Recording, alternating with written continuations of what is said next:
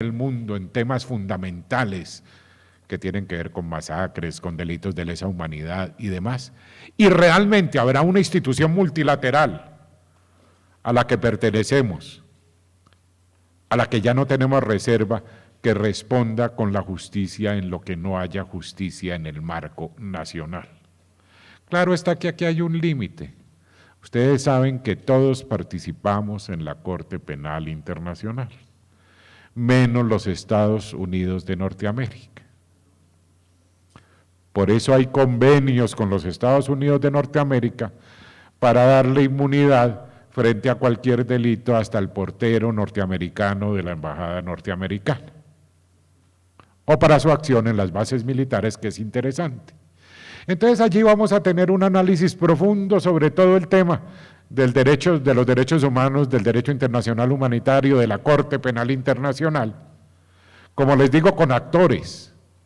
El canciller Guillermo Fernández de Soto fue el que hizo la excepción, saliendo el gobierno antepasado del doctor Pastrana y entrando el gobierno pasado del doctor Uribe, la excepción a la Corte Penal Internacional para promover los procesos de paz.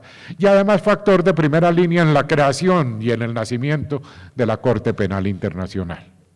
Y tendremos alguien que salió del país perseguido políticamente por ser un abogado defensor de derechos humanos, que está en la comisión que estuvo en la comisión, no recuerdo, europea de juristas, Federico Andreu, durante muchos años, que tiene un gran respeto internacional y que ahora está en Colombia de vuelta.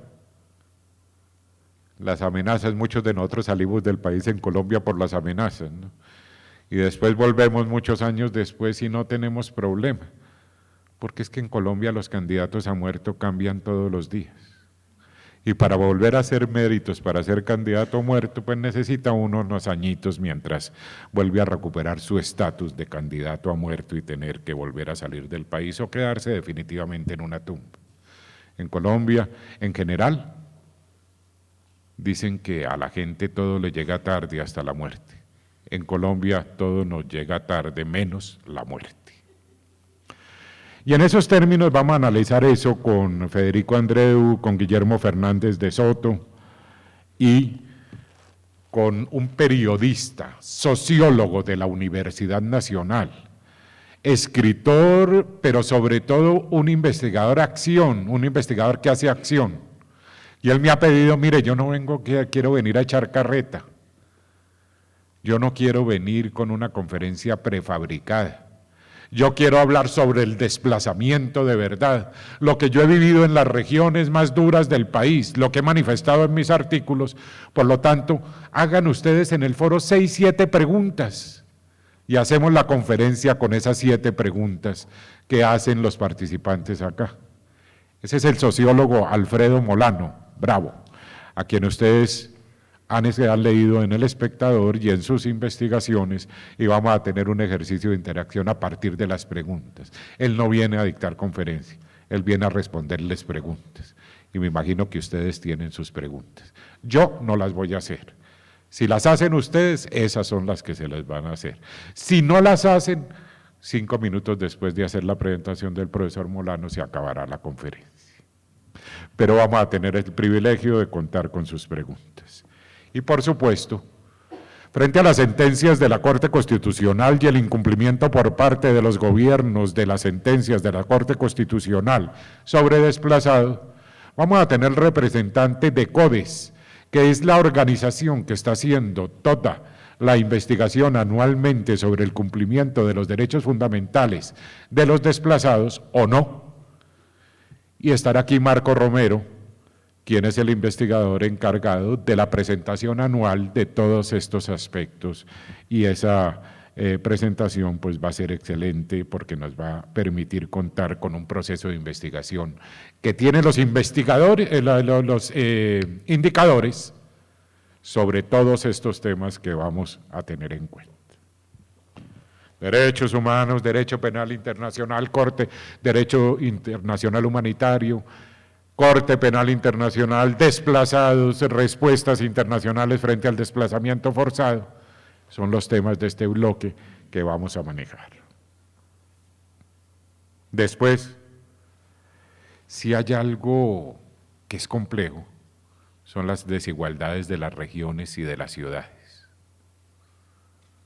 Por ejemplo, ahorita hablan del tema de transferencias, hablan del tema de regalías, que hay que cambiarlo, que hay cosas de esas. Y uno dice, hay mucha injusticia entre los países desarrollados y los países en desarrollo. No, si la calentura está en la casa. Lo que hay es grandes diferencias entre nuestras propias regiones subnacionales. A una Antioquia pujante y violenta, ¿no?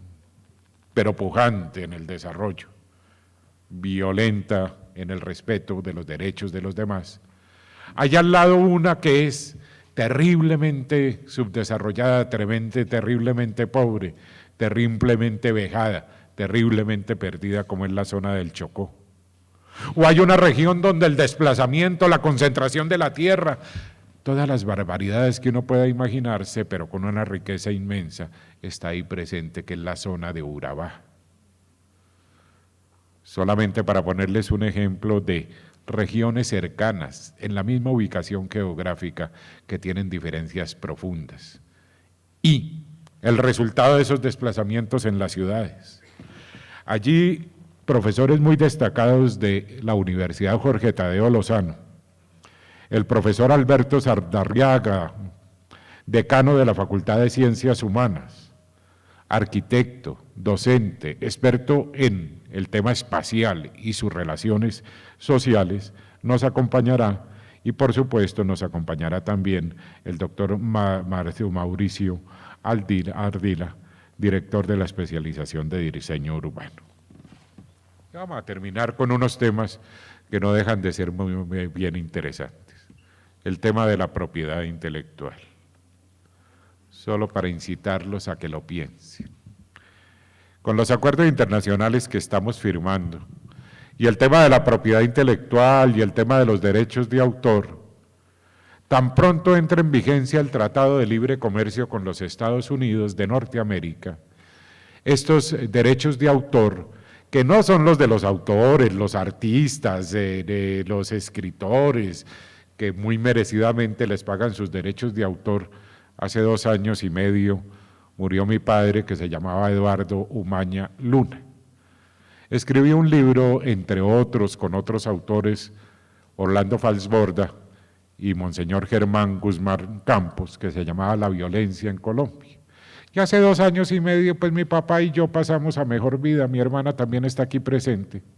¿Y por qué pasamos a mejor vida? Porque él murió, pasó a mejor vida, y yo pasé a mejor vida porque por los derechos de autor nos están girando los derechos de autor de un libro exitoso.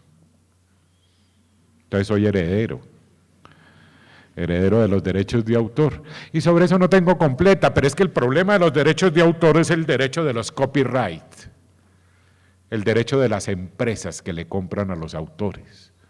Yo le oculté durante los 5 años de su vida a mi papá la posibilidad de que le vendieran los derechos de autor a una empresa, porque si no la herencia hubiera sido de la empresa y no mía. Y yo lo escondía y no lo dejaba salir a la calle y no lo dejaba leer nada en internet de propiedad intelectual. Y sobre esto no se había escrito mucho y él se había leído todos los libros, pero como no se había escrito esto, yo solo tuve que ocultarle, como en la Inquisición, 3 o 4 libros, ¿no? Pero es que esos derechos de autor de las empresas, lo que significan ahora es que hay sanciones penales de largo plazo para aquel que viole el derecho de autor, para cuando usted salga y compre un CD en la calle como universitario pirateado, se va para la cárcel. Con penas largas, porque en derecho penal de propiedad intelectual son penas largas. Y como ustedes todos saben, y si no saben se están enterando en este momento, las penas largas no son excarcelables. Entonces yo tengo un hijo de 25 años y otra hija de 17 años, tardía, y otra hija de 17 años, y me toca decirles, miren, no violen los derechos de autor, mire, se van a ir a la cárcel, mire, no es excarcelable, ustedes tienen otras posibilidades más inteligentes en Colombia, cometan delitos de lesa humanidad,